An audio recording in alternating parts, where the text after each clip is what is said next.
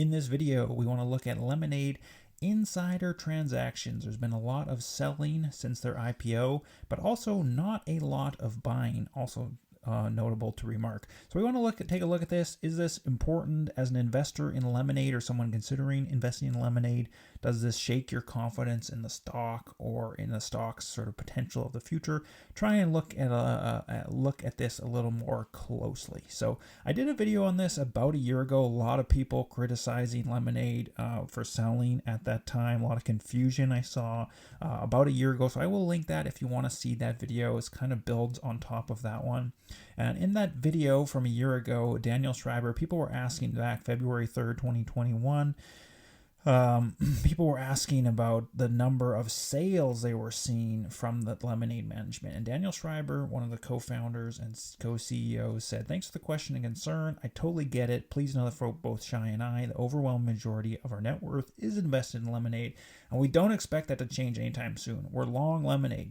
Important to know that insider sales are generally triggered algorithmically, automatically by 10b5-1 plans that have been in place for some time. When Lemonade appreciated fast, that resulted in what looked like concentrated selling, but that's more noise than signal. Also, for what it's worth, an overwhelming majority of the board members reported selling is actually their funds. They are VCs distributing their shares to their investors, not a sale at all. Again, noise, not signal." I want to mention as well, if you get value out of this video, make sure you hit that subscribe button down below. And you can also follow me on Twitter at paperbag.invest. So that was a year ago from Daniel Schreiber, and then more recently, people have been asking the same kind of questions of Lemonade management, saying, "Well, why are you not buying after the stock has had such a massive decline?" And Vision here says, "In my opinion, honest opinion, stay away from Lemonade until Daniel and Shai send the signal that the stock price does not accurately reflect the company's full potential. The list of growth stocks with no insider buying is getting drastically smaller. Follow the money, not hype." And Shai responded to him, "Insiders can't just decide to buy stock whenever they want. That's the whole point of having a 10b5-1 plan in place like we all do. Just wondering, as 10b5-1 seems like an all too convenient cover for a lot of insiders to have sold their shares near peak. Discretionary purchases are allowed just as discretionary sales are allowed, which many of the company insiders have taken advantage of." Shai said, "I wish it was that simple. There's nothing convenient about not being able to take advantage of stock price and buy it at a discount." And you might be wondering, well, what is a 10b5-1 plan? So I'm going to describe it here. Rule 10b5-1 offers corporate insiders a way to transact in company stock over a predefined period of time, even if the insider becomes aware of material, non-public information during the transaction period, as long as the transaction is done according to a pre-existing plan that was established when the insider was not aware of any material, non-public information. So the main point of a plan like this is to have insiders or company be able to buy and sell shares of that company without getting trouble from the SEC for insider transactions. And the details of the plan, communication of the plan here, they're not required to disclose this publicly. It actually says here in this little briefing, there's no need to disclose the specific terms of the plan, which I think most people would have a 10b5-1 plan would not do, including the insiders at Lemonade. It's not disclosed the exact details of their plan. So going back to Shai's tweet here, where he says, "I wish it was that simple. There's nothing convenient about not being able to take advantage of stock price and buying it at a discount." It's hard to say. Potentially, maybe it's a very restrictive plan that they have in place at Lemonade, and it's preventing them from making purchases at this time as the stock price has dropped.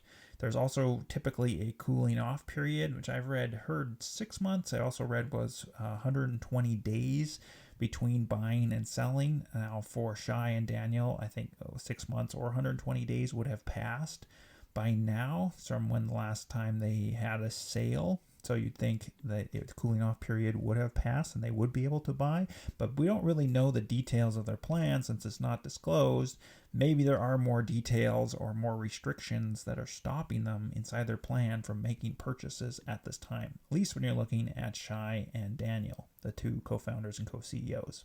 I also want to mention that if you look at a graph of the sales that have occurred, the vast majority of the sales did occur when the stock was at a much, much higher stock price, and most of them did seem to occur within the 10b5-1 plan. where they would have happened just automatically as you hit certain thresholds or amounts.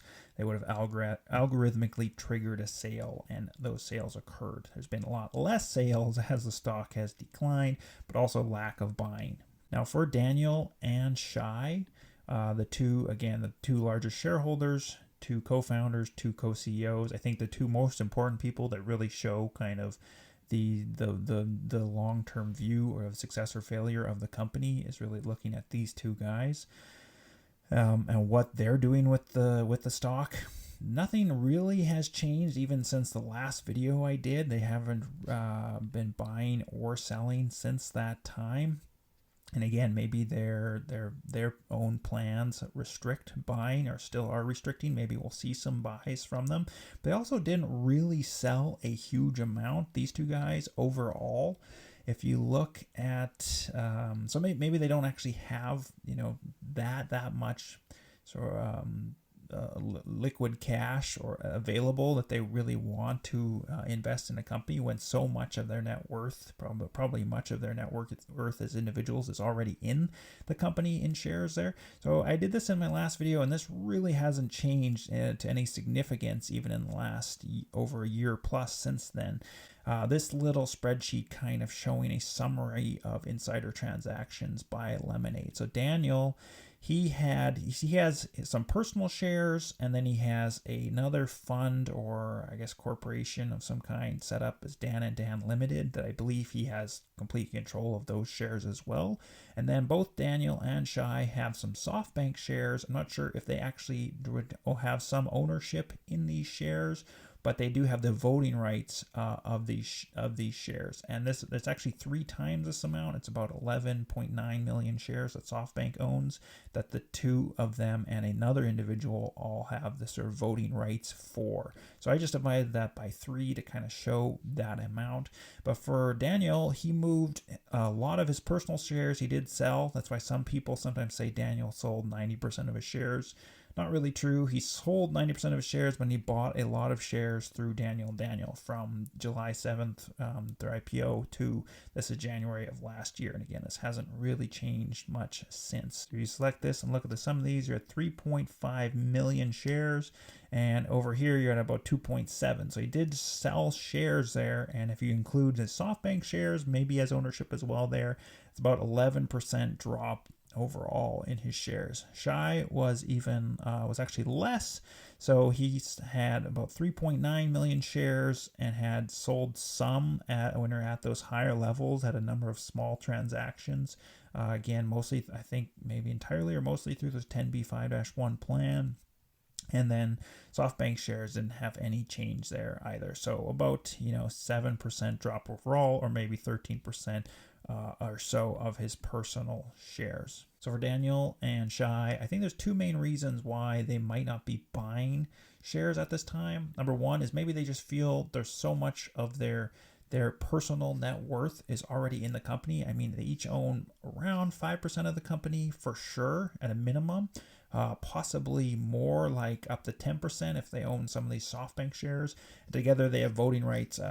It's over, I think, 25% voting rights, maybe close to 30% voting rights they control with these SoftBank shares for the company. So much of their net worth, probably their own personal net worth, is already tied up in the company. They probably feel they're so heavily invested.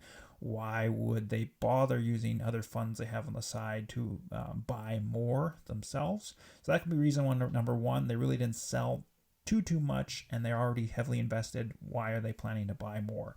And then the second reason could be their 10b5-1 plans. Maybe those plans are restricting buying, kind of like as Shai explicitly said here. From my own communications I've had with them, from the communications they have in their quarterly reports, online, in interviews they've done, both seem to be still very bullish on the long-term future of the company. So I don't see this for myself as a major red flag, at least not right now. I'd love to hear from you though. Is there anything I missed about Lemonade and their insider buying and selling or lack of buying. I'd love to hear from you in the comments down below. You can also send me a message on Twitter if you have some information. Would love to hear it as well. So thank you so much for watching. Make sure you hit that subscribe button, hit that thumbs up, that like button. It really helps me out. And follow me on Twitter at paperbag invest. And remember, it's in the bag.